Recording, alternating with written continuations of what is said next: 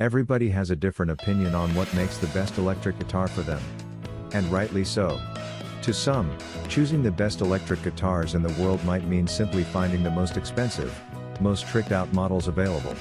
But the best means different things to different guitarists, and picking the right guitar for them is a very personal choice.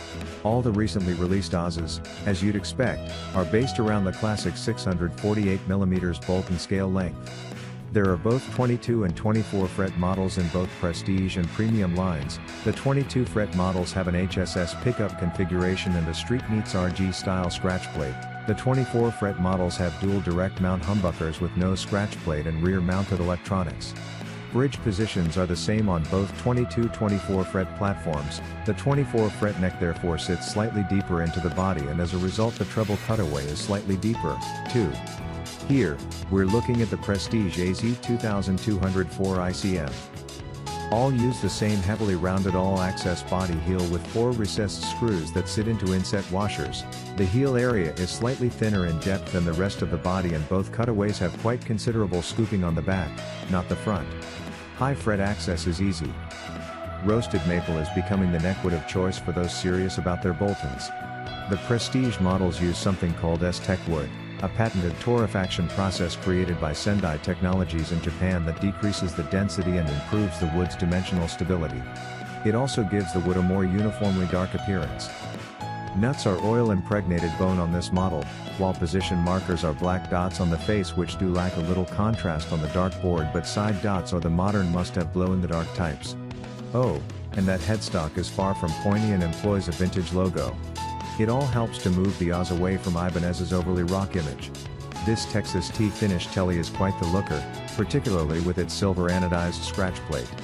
Like the Street, though, the plates are color dependent with the option of single-ply black, 3-ply mid-green, 3-ply white, 3-ply aged white and 3-ply aged white pearl.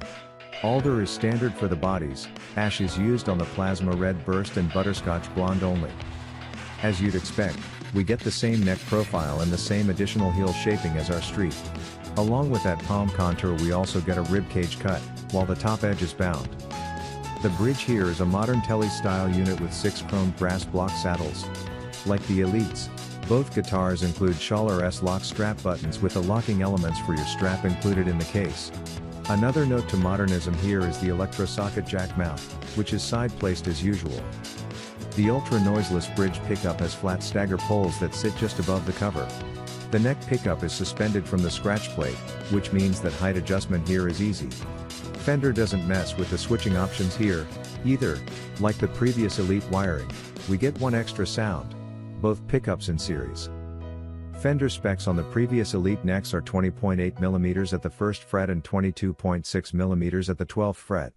Our Tele measures 20.9mm and 22mm, which would indicate that little has changed, perhaps just a slightly fuller shoulder in lower positions. With a late 2015 standard McCarty as reference, the ride on the 594 remains very similar. The lower positions of the neck do feel deeper and the higher positions have a little more girth. Less noticeable is that asymmetric shape. Playing each guitar unplugged, the standard McCarty, with its 25-inch scale, does feel marginally stiffer and there's a little more high-end zing.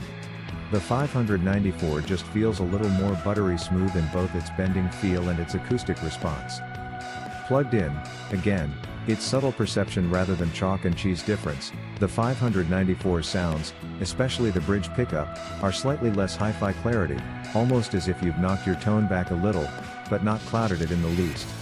Combine that with the oh-so-classic drive and with your eyes shut, you could be playing a single cut.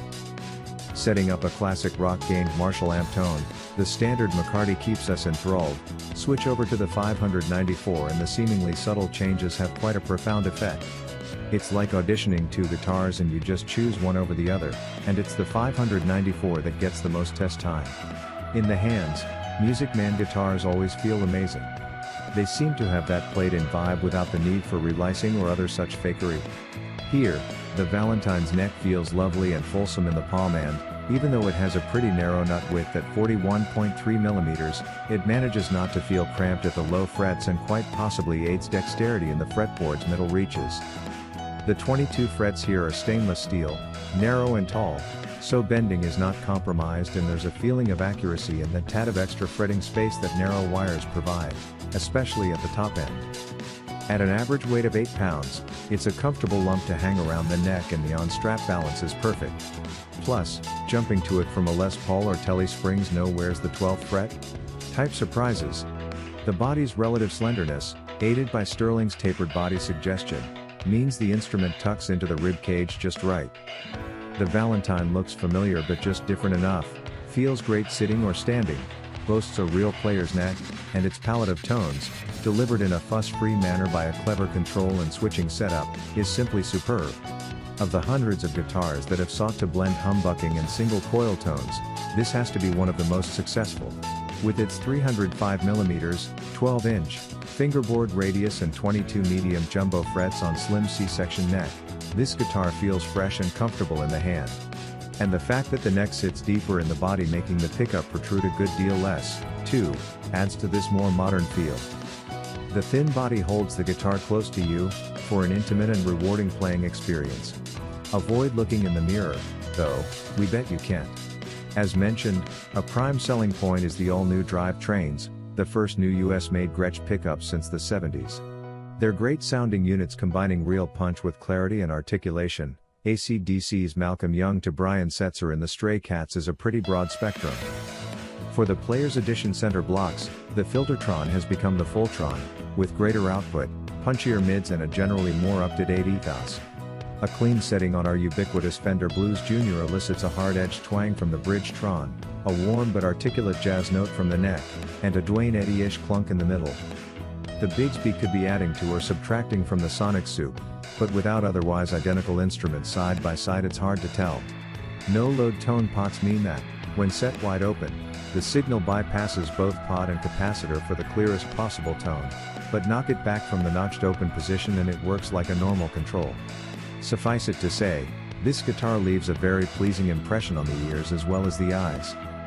Well, we think even more will be seduced by these updated and upgraded models, enticing a whole new flush of members to the Gretsch gang with their vastly improved player comfort and a range of tones that can cover anything other than the highest gain metal.